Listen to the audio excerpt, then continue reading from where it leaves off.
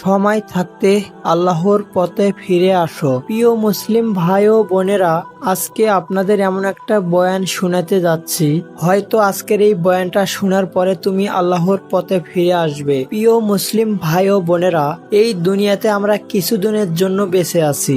আমাদের সমস্যা হলো দুনিয়ার রং তামাশা আর খেলাধুলা কাজ নিয়ে আমরা ব্যস্ত থাকি। যিনি আমাদের সৃষ্টি করেছেন সেই আল্লাহ তাআলাকেও আমরা ভুলে যাই। একবার তুমি ভেবে দেখো তো, যদি আল্লাহ আমাদের এই মুহূর্তে প্রাণটা নিয়ে নেয় তাহলে কেমন হবে? তাহলে তার সামনে আমরা কোন আমল নিয়ে দাঁড়াবো? আমাদের নামাজ কি সব ঠিক আছে?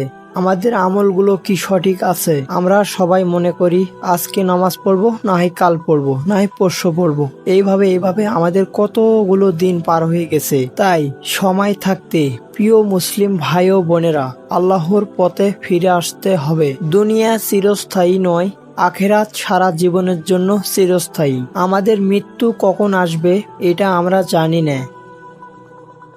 একবার তুমি ভেবে দেখো তো, তোমাদের গ্রামের কত যুবক আজকে দুনিয়া ছেড়ে চলে গেছে। প্রিয় ভাইরা আমার, একবার মনে করে দেখো, তুমি কত গুনাহ করেছো, কত পাপ কাজ করেছো, কত খারাপ কাজ করেছো।